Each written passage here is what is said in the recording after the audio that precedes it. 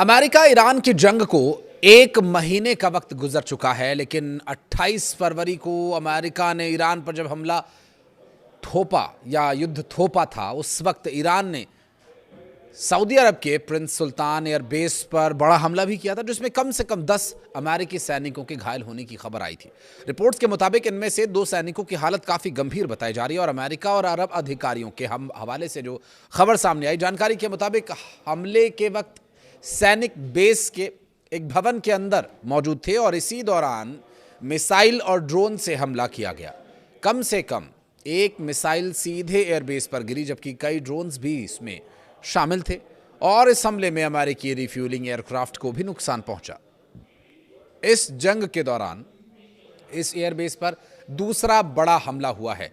इससे पहले भी यहां मिसाइल स्ट्राइक हो चुकी हैं, जिसमें 5 रिफ्यूलिंग एयरक्राफ्ट क्षतिग्रस्त हुए हैं और लगातार हो रहे हमलों से साफ है कि ईरान अब अमेरिकी सैन्य ठिकानों को सीधा निशाना बना रहा है और इस युद्ध में अब तक 300 से ज़्यादा अमेरिकी सैनिक घायल होने की खबर है। हालांकि इनमें से ज़्यादातर फिर से ड्यूटी पर लौट चुके हैं। अरबों डॉलर के अमेरिकी सैन्य उपकरण भी नष्ट किए जा चुके हैं। अनुमानित 3 हफ्तों में अमेरिका को 1.4 से लेकर 2.9 बिलियन डॉलर तक का नुकसान हो चुका है। युद्ध के दौरान कई बड़े झटके भी इस देश को लगे हैं। 3 अमेरिकी F-15E लड़ाकू विमान गलती से कुवैत की एयर डिफेंस द्वारा मार गिराए गए। हालांकि सभी क्रू के सदस्य सुरक्षित बाहर निकलने में कामयाब रहे। वहीं इराक में 2 KC-135 एयरक्राफ्ट की टक्कर के बाद 6 अमेरिकी सैनिकों की मौत हो गई। ईरान के हमलों में अब तक कई MQ-9 रीपर्स ड्रोन भी नष्ट हो चुके हैं। इनमें से कुछ मिसाइल से गिराए गए, जबकि कुछ जमीन पर ही तबाह कर दिए गए।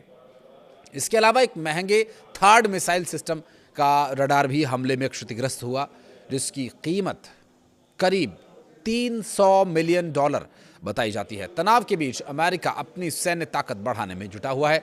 USS George H.W. Bush aircraft carrier को मिडिल ईस्ट के पास तैनात करने की तैयारी की जा रही है। हालांकि ये साफ नहीं है कि ये पहले से मौजूद कैरियर को रिप्लेस करेगा या इसके साथ जुड़कर के ऑपरेशन को और मजबूती देने की कोशिश होगी। दूसरी तरफ ईरान के बुशहर न्यूक्लियर पावर प्लांट पर भी हमला हुआ है। हालांकि वहां किसी तरह के नुकसान या हताहत होने की कोई खबर नहीं है। अंतर्राष्ट्रीय परमाणु एजेंसी ने इस पर चिंता भी जताई है और सभी पक्षों से संयम बरतने की अपील भी की है। अब सवाल बड़ा ये है, सबसे बड़ा सवाल यही है, क्या ये जंग अब और बड़े स्तर पर फैलने जा रही है? वेस्ट एशिया में फैला तनाव धीरे धीरे पूरी दुनिया को अपनी चपेट में ले रहा है। होर्मुज स्ट्रेट बंद होने से एनर्जी क्राइसिस की स्थिति बनी हुई है, तो वहीं ईरान और अरब जगत के तमाम देश अब असुरक्षा के साए में जीने को मजबूर हैं। इस बीच एक बड़ी खबर सामने ये आ रही है कि अमेरिका और इजराइल ने अब ईरान के जल संसाधन पर अटैक किया है। फार्स न्यूज़ एजेंसी का कहना है कि ईरान वाटर सोर्सेज को टारगेट किया गया है। ऐसे में अब स्थिति और भी गंभीर हो सकती है। कुछ कहना चाहें तो कमेंट सेक्शन में ज़रूर बताइएगा। वीडियो को यहाँ तक देखने के लिए बहुत बहुत धन्यवाद।